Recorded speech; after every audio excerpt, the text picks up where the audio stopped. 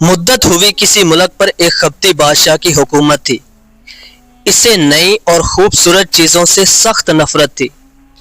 وہ خود بوڑھا اور بد شکل تھا، اسی لیے وہ دوسروں کو بھی اسی رنگ روپ میں دیکھنے کا عادی تھا۔ محل کی چار دیواری بوسیدہ تھی۔ محل کے کمروں میں سفیدی اور رنگ پھیرنے کی سخت ممانعت تھی۔ خبتی بادشاہ نے تمام درباریوں اور امیروں کو حکم دیا تھا کہ دربار میں داڑھی منڈا کر اور خوبصورت لباس پہن کر ہرگز نہ آئیں۔ چنانچہ بہت سے جوان درباریوں اور امیروں نے سفید رنگ کی جعلی داڑیاں لگانا شروع کر دیں۔ نو عمر غلاموں نے بھی یہی طریقہ اختیار کیا۔ کسی کو بادشاہ کی حکومت کی سرتابی کی جرت نہ ہوئی۔ یہی حال ملکہ کی غلاموں کا بھی تھا۔ 40 سال سے کم عمر لونڈیوں کو محل میں جانے کی اجازت نہ تھی۔ ایک روز اچانک ایک عجیب واقعہ ہوا۔ ملکہ کے ہاں بیٹی پیدا ہو گئی۔ ملکہ کے خیر خواہ درباریوں اور لونڈیوں کو فکر پڑ گئی کہ اگر خبتی بادشاہ کے کان میں شہزادی کی پیدائش کی بھنک پڑ گئی تو پھر ملکہ اور شہزادی دونوں کی خیر نہیں، کیونکہ خبتی بادشاہ کے ہاں کوئی بچہ نہیں تھا۔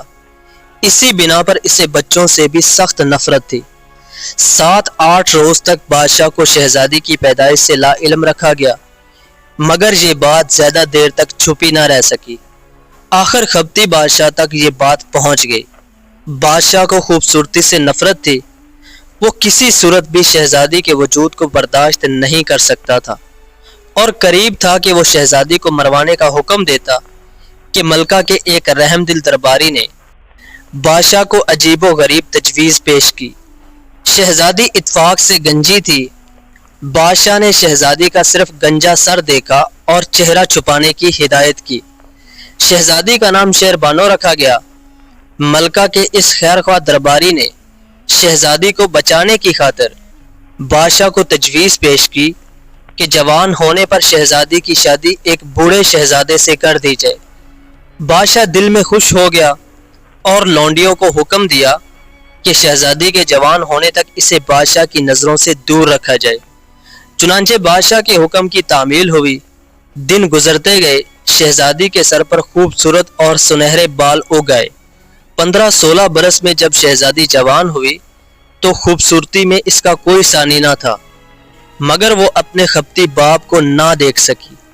شہزادی کو اس بات کا بہت دکھ تھا، مگر اپنی قسمت پر وہ صابر رہی۔ ادھر بادشاہ کو بھی شہزادی کی فکر پڑ گئی۔ اسے ایک بوڑھے شہزادے کی تلاش تھی، جس کے لیے اس نے چاروں طرف اپنے ایلچی دوڑائے۔ نیوکم لینڈ کے خوبصورت شہزادے نے شہزادی شہربانو سے شادی کے لیے پیغام بھیجا، مگر چونکہ وہ نوجوان اور خوبصورت تھا، اس لیے خبتی بادشاہ نے شہزادے کے پیغام کو ٹھکرا دیا۔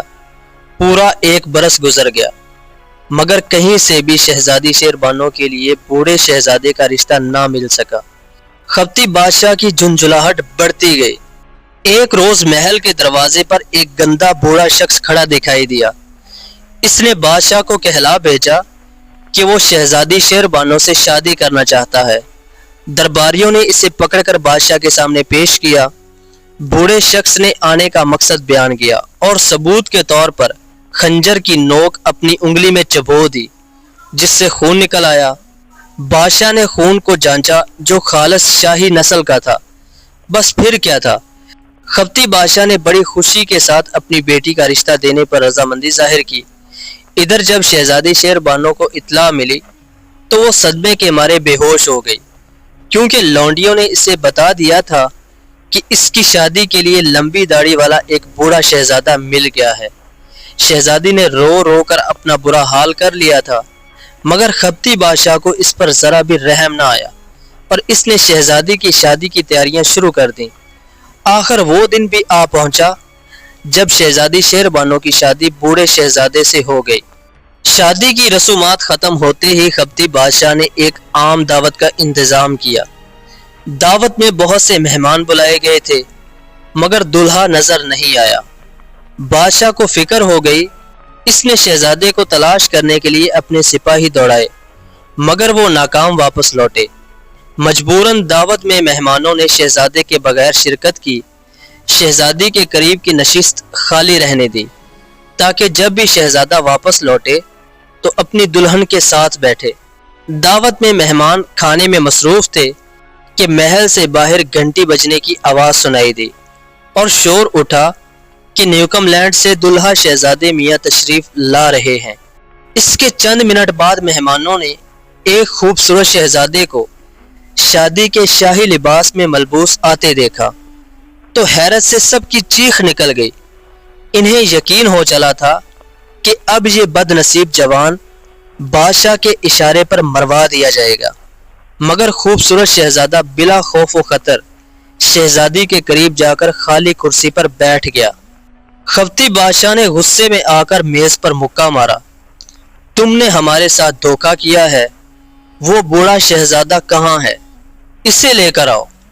شہزادے نے نہایت اطمینان کے ساتھ جواب دیا، حضور وہ بوڑھا شہزادہ دراصل میں خود ہوں، میں نے نکلی داڑھی لگا رکھی تھی۔ اف! خفتی بادشاہ نے غصے میں آ کر دوبارہ مکہ مارا اور بولا، تم دونوں ابھی اور اسی وقت میری سلطنت کی حدود سے باہر نکل جاؤ۔ شہزادے نے چپکے سے اپنی دلہن کا ہاتھ پکڑا اور اسے باہر لے جا کر گھوڑے پر سوار کر کے اپنے ملک کو چلا گیا۔